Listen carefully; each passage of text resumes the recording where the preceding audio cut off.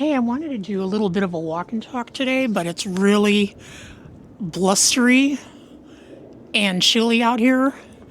And so I'm kind of in a sheltered area between my house and my neighbor's house. Let me turn around here.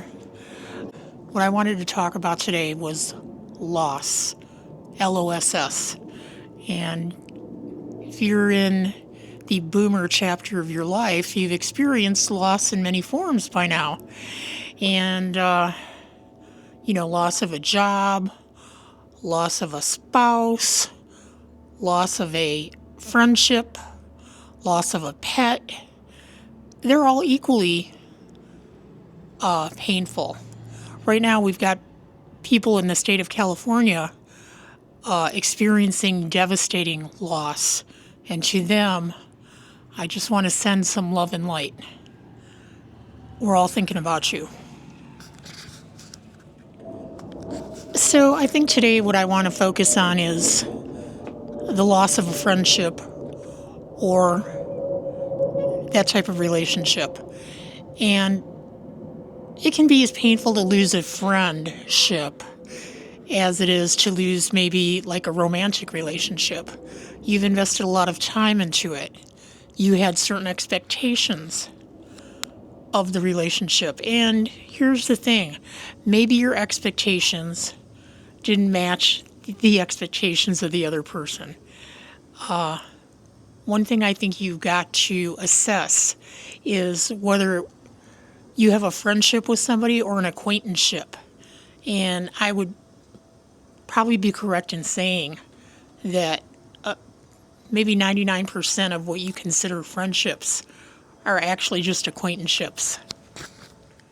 A lot of people have many friends, or they consider them friends. What I consider that is your tribe. You probably have a lot of people in your tribe. You probably have a lot of people that you've collected over the years that you may be in your life out of habit. When you think about it,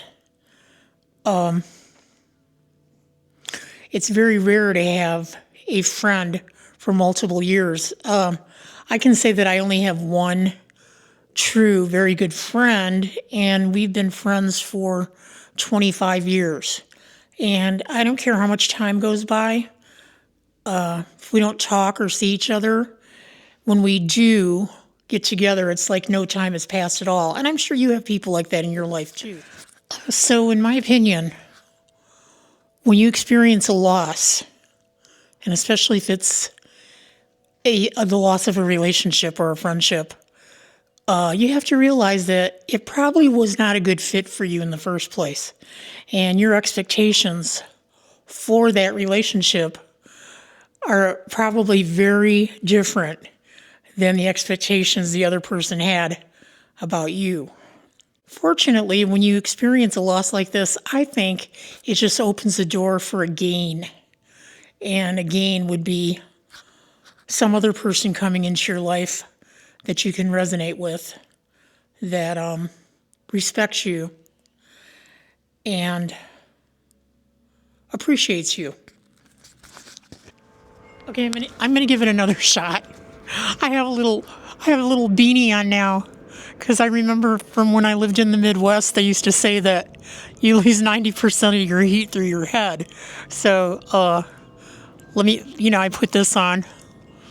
Let's see how good this works and how long I'll last.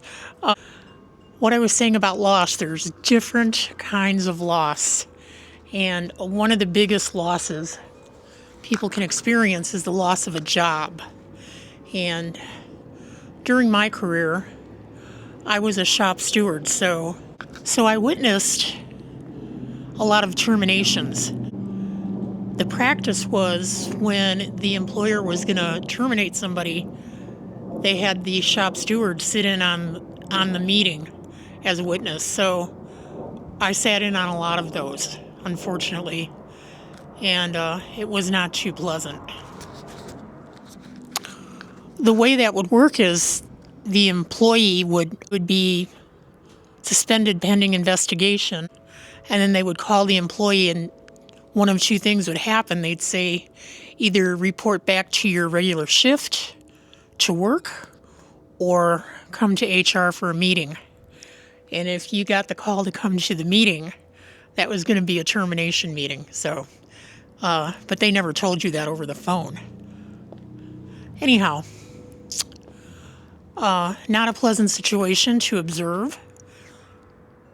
Most of the time, the men that were being terminated were pretty stoic about it, but 9 times out of 10, the women would cry.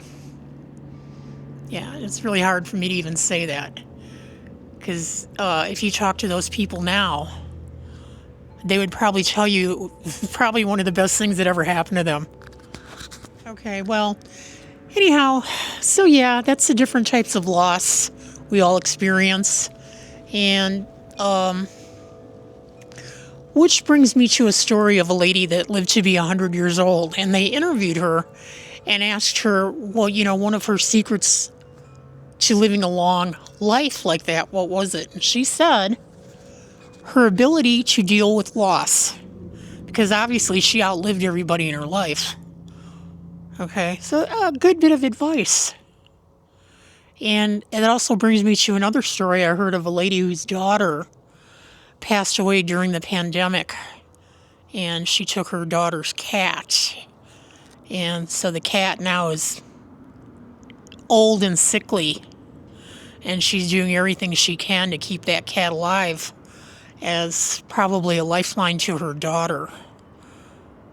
It's sad, you think about it. But people deal with loss the best way they can. So, anyhow, if you have anything you want to say about loss, leave a comment, get in the conversation, and thanks for stopping by today. My name is Suzanne Harper. I'm going to go in my nice warm house here. And I'm sorry I've been such a wimp about it being cold out here. I'm sure that a lot of you are ass deep in snow somewhere watching this.